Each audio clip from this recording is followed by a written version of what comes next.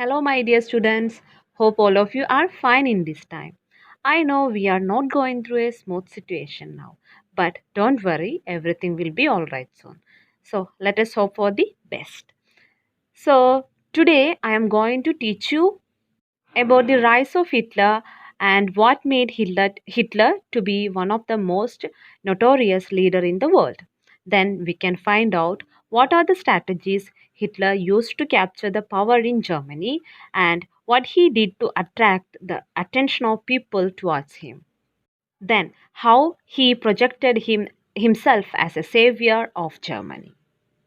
So now let us check the reasons behind Hitler's rise to power one by one.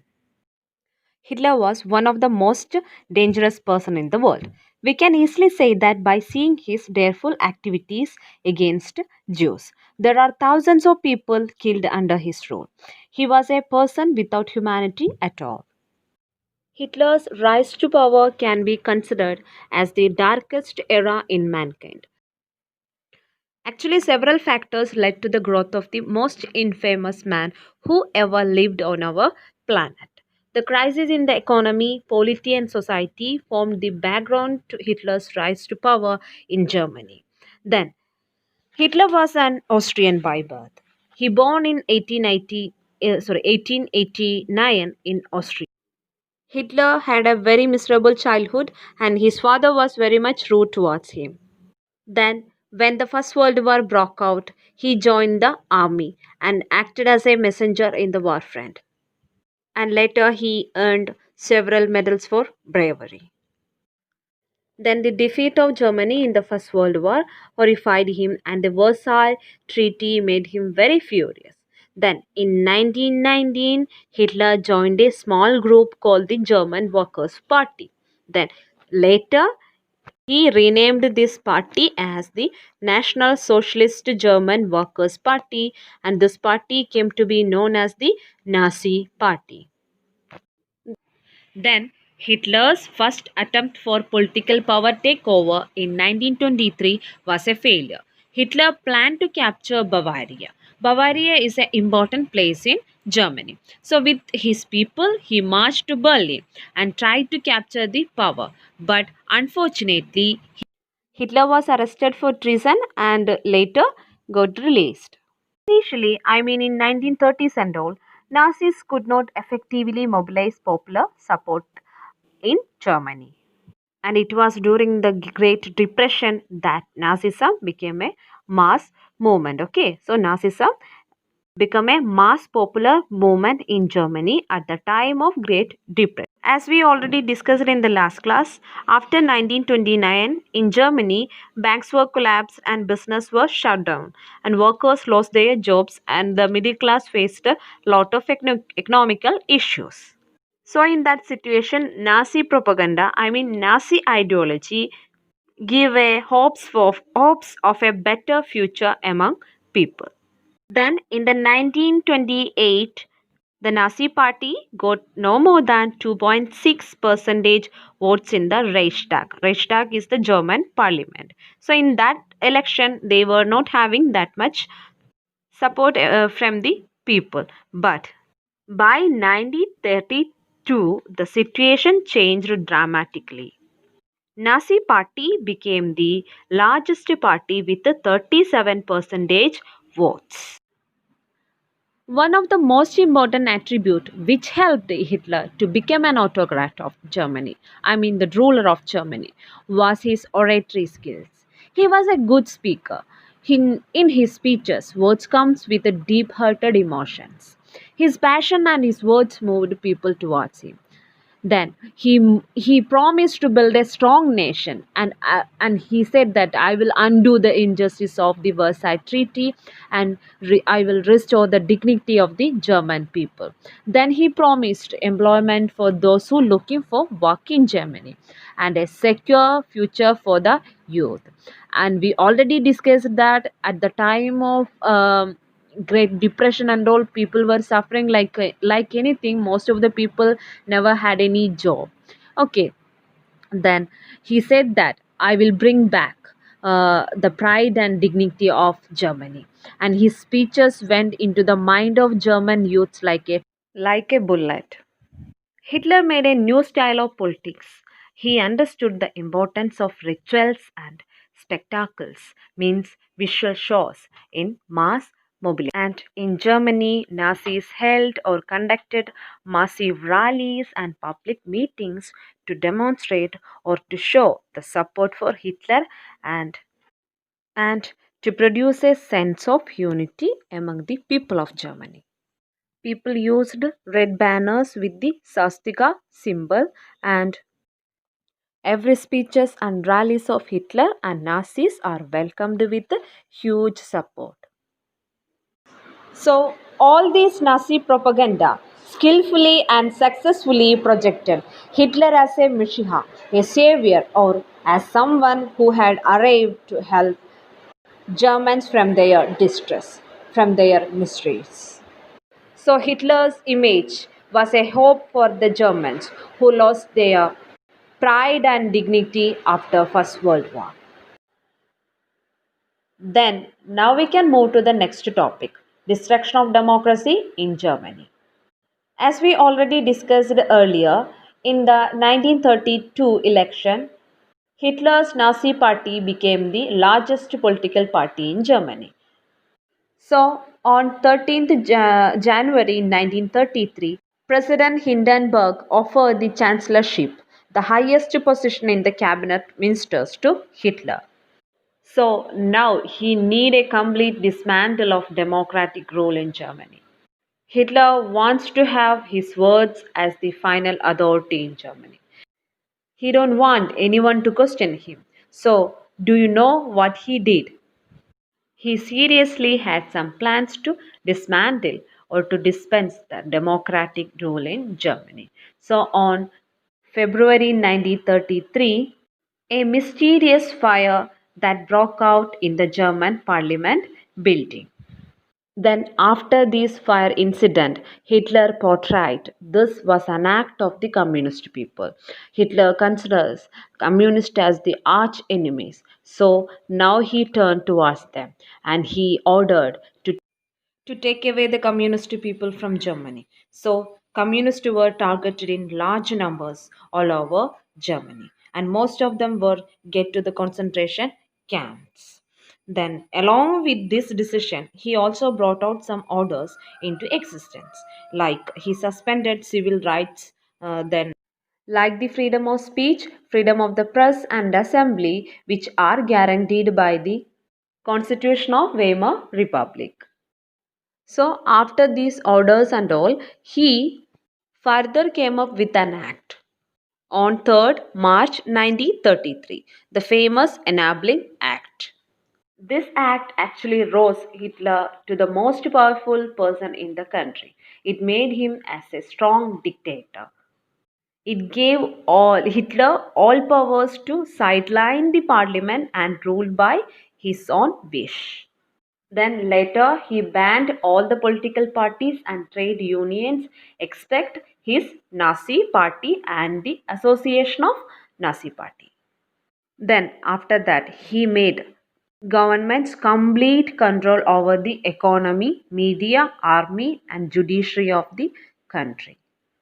So now all these things, I mean the economy, media, army and judiciary, everything is under the control of Hitler's government. Then along with these changes, he also made certain other changes like creating new security forces, and they were created to control and to make the society in the ways that Nazis wanted. So the creation of these security forces were to create a new society or to make an order in the society according to the wish of Nazi people. So, apart from the normal regular police troops, he created some other groups like Gestapos, criminal police and the security service, then the protection squads, etc. Then he gave enormous power to these troops. This made Germany as the most dreaded criminal state in the world.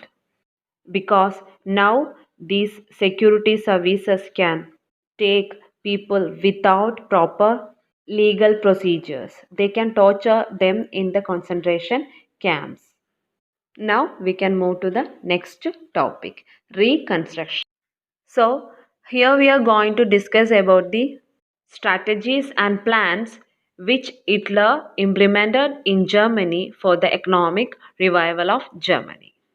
So, as he already promised to the people at the time of election that he will uplift them from poverty and economic crisis, he made certain plans to fulfill his promises. So, he started to work on that. He appointed Helmer Schacht, a famous economist, and assigned him the responsibility of economic recovery of the country. So, this Helmer Schacht aimed at full production and full employment through a state funded program in Germany. Then, according to his plans, superhighways were created and a car company called Volkswagen being established in Germany. Then, as he started stabilize the economy, so later in foreign policies also Hitler acquired quick success. Then he pulled Germany out of the League of Nations in 1933. This League of Nations means it was a first international organization which established to maintain world peace. Then in 1936 he reoccupied the Rhineland. I hope you remembers that this rich resourceful land was taken away from Germany after First World War according to the Versailles Treaty. Then later in 1938 Hitler integrated or joined Austria and Germany under one slogan, one people, one empire and one leader. Then he didn't stop. What he did now, next he went to Czechoslovakia. There was a place called Sudetenland. It was a German speaking area. So Hitler captured this. Then later the entire country. And all these activities of Hitler were getting the silent support of England. Why? Because England also somehow felt that Germany was treated very badly after the First World War, and especially that Treaty of Versailles was too harsh. So, because of this, Hitler got the silent support of England. So, Hitler did not stop with this. He was going to invest money in buying arms or going to invest in army for buying weapons. So, at that time, Helmer advised him to not to do that as the country still ran on limited financing. As we already learned, Hitler never likes advisors. He never allowed anyone to question him. So what happened now? Now this Helmer had to leave from Germany. So after the leaving of this economist, Hitler chose war as the option to come out of this economic crisis. Because through war, he can capture other people's territories and resources, and finally he can gain wealth. So he proceeded with this thought. So in September 1939, Germany invaded Poland. Germany attacked Poland. And this attack of Germany started a war with France and England.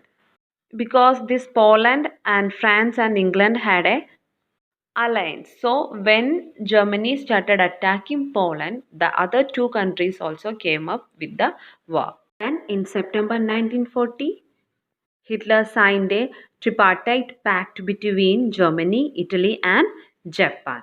And he did this to gain power in the international level.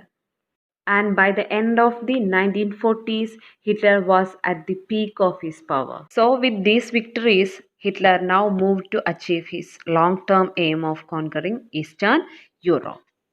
Why? Because he wanted to ensure food supplies and living space for Germans. So, for that, he attacked the Soviet Union in June 1941. And many historians consider it as a historic blunder made by Hitler. because after committing this attack, German was attacked by Britain in the western side and the powerful USSR in the eastern side. So from these two sides, Hitler faced severe attacks. And the Soviet Union's Red Army attacked Germany till they reached to the heart of Berlin. And at last they defeated German army. So in this phase of the war, Hitler started to lose his power. But this time Japan was trying to expand their power. So what they did now, they attacked USA. They attacked the US naval base called Pearl Harbor.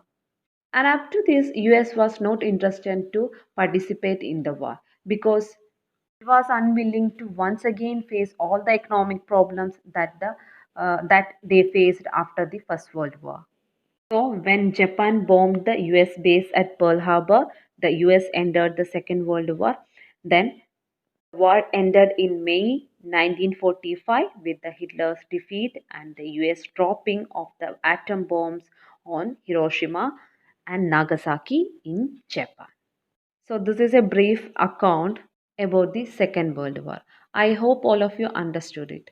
And here I am attaching a video which will give you more clarification regarding this topic. In September 1919, a former amateur artist and army veteran named Adolf Hitler joined the ranks of the German Workers' Party, later known as the Nazis. It was a decision that would have a profound impact not only on Germany, but the entire world. The atrocities committed by the Nazis at the height of their power are staples of every lesson on World War II. But just how did a democracy like Germany fall under the sway of a tyrant in the first place? It all goes back to Germany's loss to the Allies in World War I. German leaders were forced to sign the Treaty of Versailles, agreeing to shrink its armed forces, give up land, and pay large sums of money in reparations, weakening its already unstable economy. Many Germans felt humiliated and betrayed by their leadership, and there was growing fear that their nation would be stuck in poverty and decline. In this climate of bitterness, Hitler rose to prominence. A gifted public speaker, he captured the people's disillusionment with a series of speeches calling for a stronger, unified Germany. He insisted that one group was to blame for the nation's post-war misfortunes: the Jews. Hitler and his followers attempted a government coup in 1923, but the plan failed. Hitler was jailed for treason for 9 months, but the publicity from the failed coup made him more popular than ever. Then, in 1929, the Great Depression hit, destroying the German economy overnight and leaving millions unemployed. Hitler saw the ensuing chaos as his opportunity to seize power. He loudly criticized the ruling government and promised to return Germany to greatness. Long-suffering Germans believed they had finally found their savior. In Germany's 1932 elections, the Nazis won a majority of seats in parliament, and Hitler ran for president. Though he lost, his soaring popularity inspired President Paul von Hindenburg to appoint him chancellor, the head of the German government. As chancellor, Hitler wasted no time tightening his grip on every aspect of German life. He tripled the size of the military, violating the Treaty of Versailles. Under Hitler's orders, rival parties were banned, while paramilitary groups cracked down on protests and executed political opponents.